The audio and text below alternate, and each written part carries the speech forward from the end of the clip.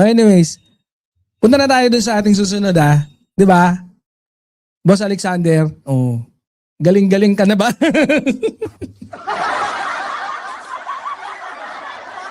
Galing-galingan.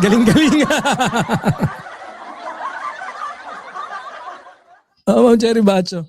Maganda pala ang beast mode. Oo, pag ako nag-beast mode, hindi ako mag-beast mode. Punta na tayo sa ating susunod na topic. Ito kasi medyo masaya tong topic na to. Bakit masaya? Birthday yan to eh. Di ba? Hindi ko naman alam kung ano sasabihin ko dito sa topic na to. Hindi tayo makakapag-beast mode dito. Ano yun? Ano ko, nag-iispada. Walang yan.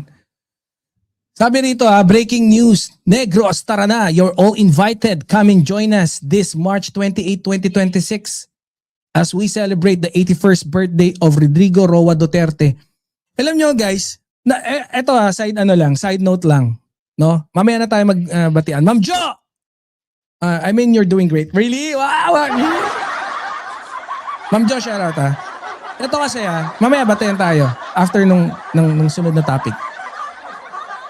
Alam nyo, nung unang panahon, bibihira yung mga gumagawa ng mga magagandang thumbnail eh. Tapos ako, nakita ko parang, usually, alam niyo yung mga may apoy-apoy, matagal ko nang ginagawa yun, yung paapoy, gusto ko, yung background ko paapoy, parang katayan. Actually, yung channel natin noon before, parang may tema ako doon. Pag yung background na ginamit ko doon sa presentation ko is umaapoy, katayan yon. Pag yung kulay blue lang, tapos walang apoy, ibig sabihin, mild lang tayo doon, puro good news. Tapos yung thumbnail natin, ganyan lagi yung tema, no? Mukha dito, then 2, 2, 3 font. Ngayon, naaasiwa na ako. Pero, Boss Alexander, paano nga, yung live ko mamaya, pa-post nga. Tingnan nyo yung thumbnail ko ngayon. Yan, ano lang tayo, minimalist. Tabiruin mo, So anyways, sabi rito 81st birthday of Rodrigo Roa Duterte. Bacolod City, ayan. So on and so forth. So ayan punta raw kayo. Puntahan nyo na to.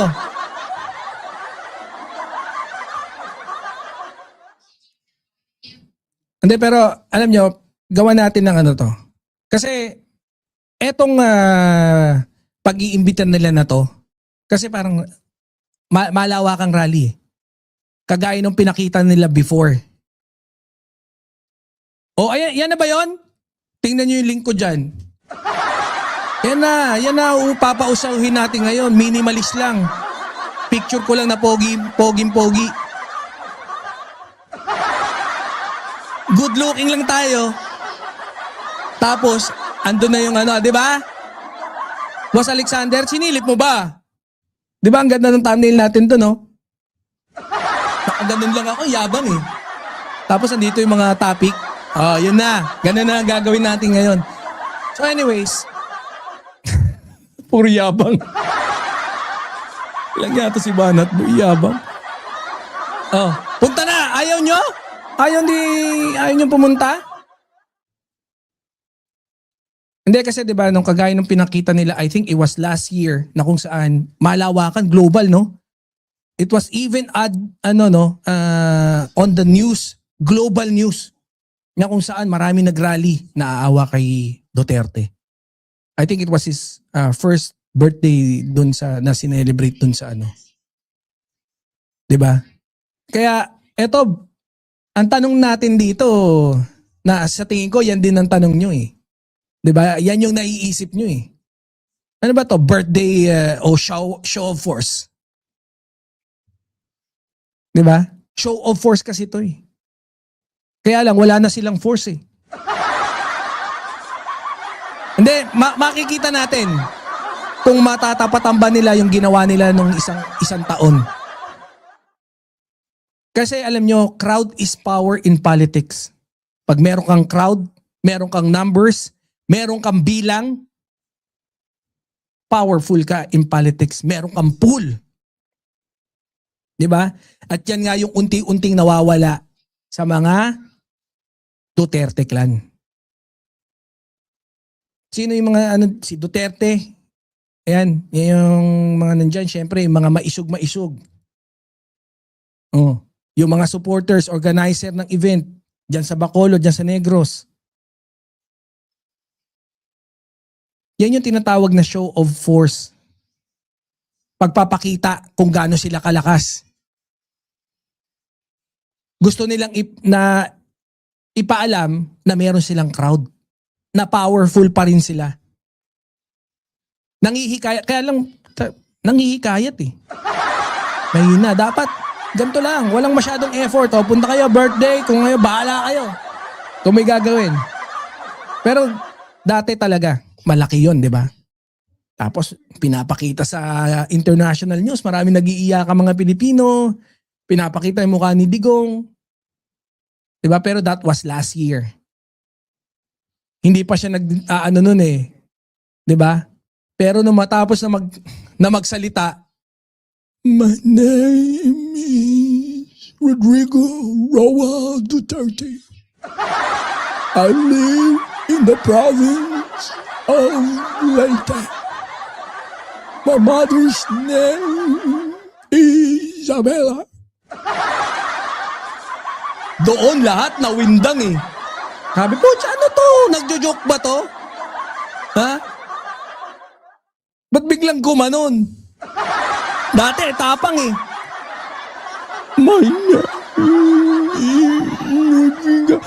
Ano pa eh, tinatabingi pa yung uso eh. Tsaka maarte na na-stroke. Mahipang ka na.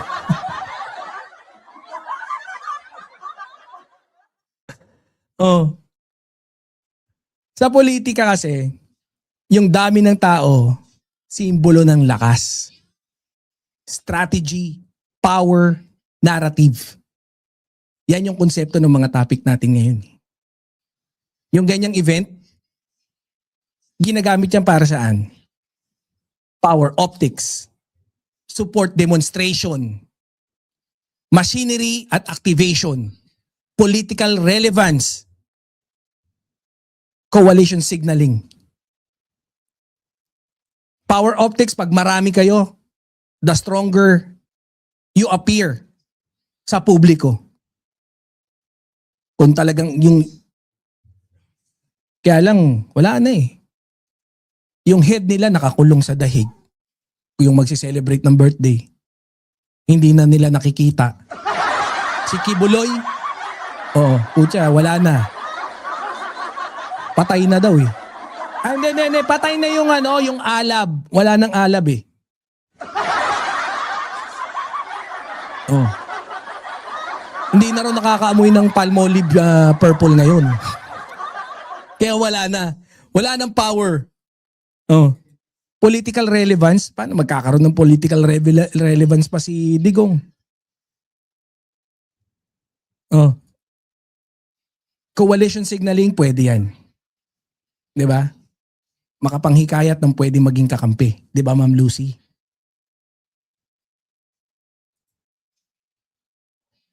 Isa na naman tong optics politics. 'Di ba? Pagpapakitang gilas na wala namang gilas.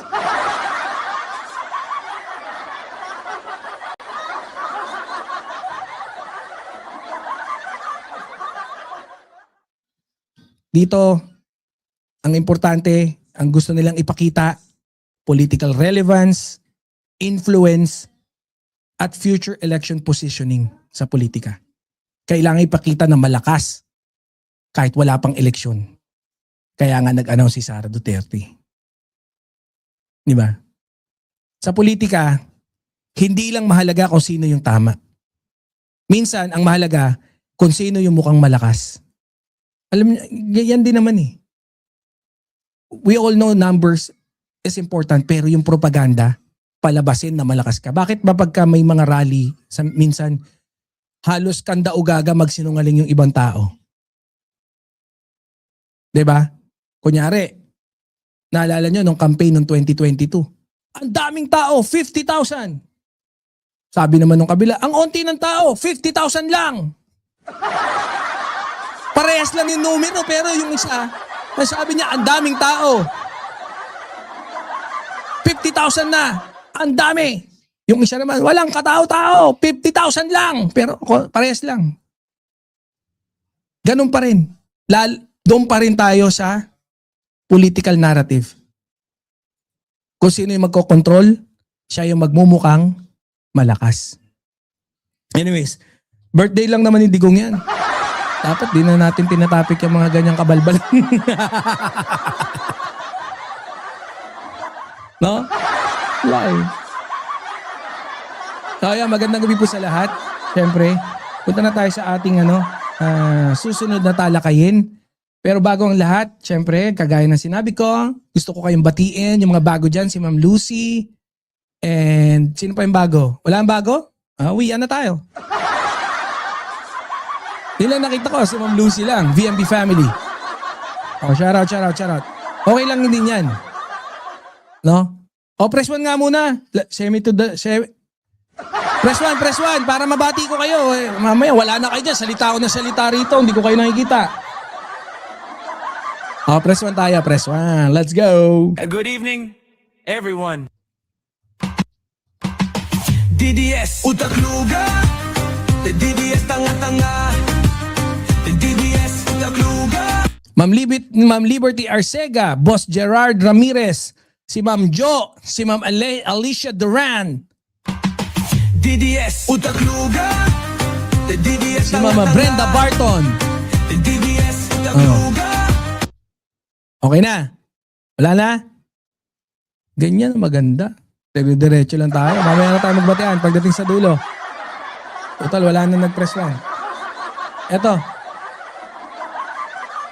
Etong susunod nating topic, no? Duterte's birthday this coming Saturday sa 28. Oo nga eh. Malas yung birthday ni Duterte, no? Kung kailan mag-birthday, saka nagkakagera eh.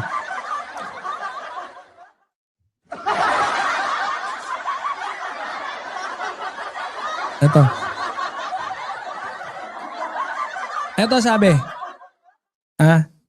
Dito ng Billionarian News Channel. Ito kasi yung school calendar change.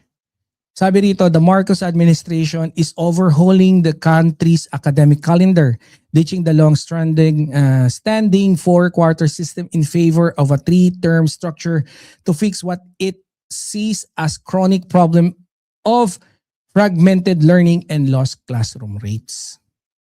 Hindi kasi experiment ng governance. Policy experiment governance. Yan yung buong bansa, yung pinaka-testing ground ba? Diba? Kasi babaguhin ulit yung May pagbabago kasi doon sa academic calendar. Mula sa dating sistema na papunta sa ngayon, ini-experiment na papunta doon sa bagong structure. At lumabas na yung balita na wala raw pilot testing bago to ipatupad. Hindi ko nga alam Pero definitely si naman to si Secretary Angara. Sino bang involved dyan? Si Secretary Angara, Department of Education, si PBBM, syempre mga estudyante dyan sa paaralan. Yan yung tinatawag na kagaya nga sinabi ko kanina.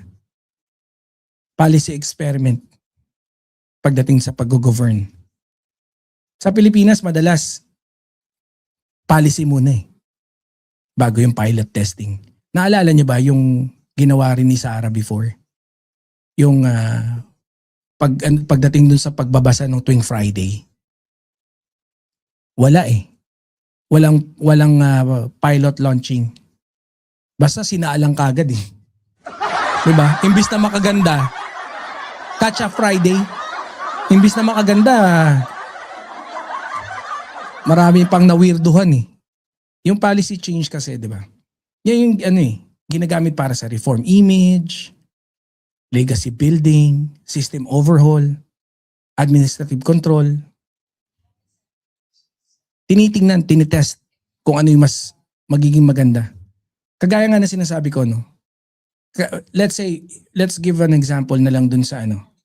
Kasi, yung mundo or yung mga proseso, yung mundo natin nagbabago. Mas tumatanda, mas nagmamature. Yung mga proseso before, sometimes, hindi na siya bagay para sa kasalukuyang panahon. Kaya, mayroong pagbabago. And, minsan talaga, wala tayong time to launch a pilot, execution. Execute kagad. Pero sana, maging maganda, maging mas okay. Kung totoong walang yan diba? Biruin mo, 4-quarter system in favor of 3-term structure to fix what it is see as a chronic problem of fragmented learning and lost classroom time. Hindi kasi, tapos diba, yung season sa atin mayroong pantag-ulan na kung saan bumabagyo, bumabaha, maraming oras yung nawawala. Tapos pagka extreme heat naman, tag-init, diba? Nililimitahan yung oras ng pagpasok. Nag-a-adapt lang din tayo kung ano yung mga nagiging pagbabago din sa ating mundo, sa ating panahon. Kagaya, hindi ko nasabi, kagaya sa mga sa senador. May mga batas na hindi na akma para sa kapakanan ng mga mamamayan na nasasakupan o nasasaklawan ng batas na yun. So, ayan yung policy, madaling ipirma. Pero yung epekto ng policy, buong henerasyon kasi magdadala niyan. Kaya, all we can do is to pray na sana maging successful yung plano na yan o yung experimentation yan ng DepEd. So, with that, punta na tayo sa ating susunod na topic. Ito, basahin ko Sabi rito, Business Flood Control Projects AMLC or AMLAC flags 750 million plus in Santo Cristo's global CRIT transactions. So sabi dito, the Anti-Money Laundering Council has flagged over 750 million in transaction between Santo Cristo Construction and Candaba Mayor Rene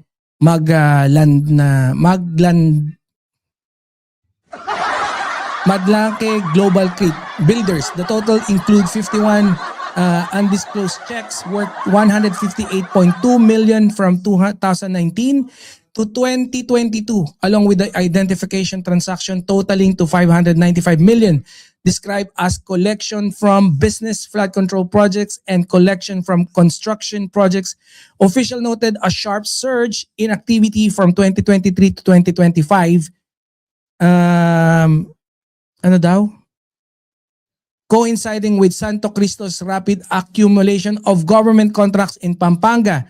The spike is flagged transaction aligns with concern over the project quality in 2024 alone. Bahala kayo dyan.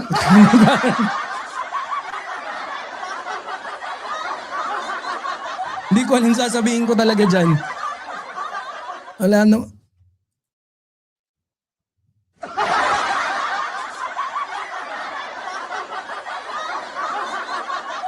Hindi, talagang yung flood control projects, ang dyan, follow the money. Di ba? Kapag yung AMLAC na ang pumasok, hindi na to maliit na issue. Money laundering. Di ba? Lumalabas sa balita yung tungkol sa AMLAC na pagka pumasok ka sa radar, na flag ng higit na 750 million pesos yung transaction. Tapos may kinalaman pa dyan sa flood control project. Tapos construction, transaction. Madadali ka talaga ng AMLAC.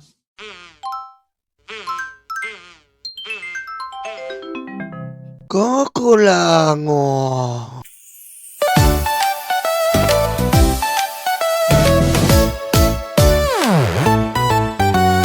Tanggap, tanggap, luga, luga, DDS, DDS. Tatay niyo ay karton, tatay niyo ay karton. Duterte, Duterte. Tanggap, tanggap, luga, luga, DDS, DDS. Tatay niyo ay karton, tatay niyo ay karton. Duterte, Duterte. Ayan na sila, ayan na sila. Malita na peke, malita na peke. Ayan na sila, ayan na sila. Malita na peke, malita na peke.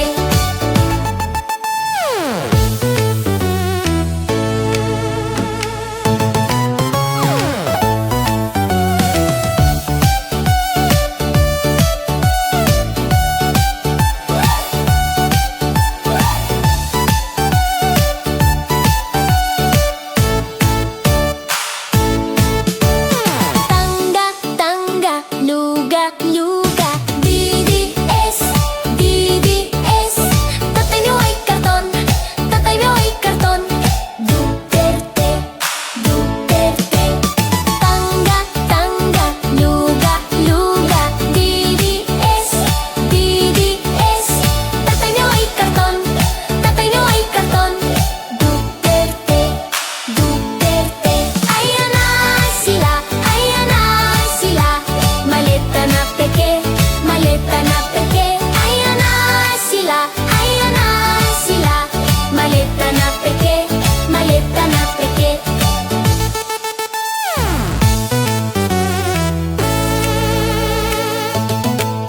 Sara nababali na siya. Sara nababali na siya. Digong masusunog na siya. Digong masusunog na sa tangga, tangga, luga, luga, DDS, DDS. Tatay niyo ay karton, tatay niyo ay karton. Duterte, Duterte. Puro fake news ang DDS. Puro fake news ang DDS. Mga troll farm, mga kate. Duterte, Duterte. Puro fake news ang DDS. Puro fake news ang DDS. Mga troll farm, mga kate. Duterte, Duterte. Tangga, tangga, luga, luga, DDS, DDS. Tatay niyo ay karton, tatay niyo ay karton. Duterte, Duterte. Tangga, tangga, luga, luga, DDS, DDS. Tatay niyo ay karton, tatay niyo ay karton. Duterte, Duterte. Ayan na sila, ayan na sila. Malita na peke, malita na peke. Ayan na sila, ayan na sila. Malita na peke, malita na peke. Puro fake news ang DDS.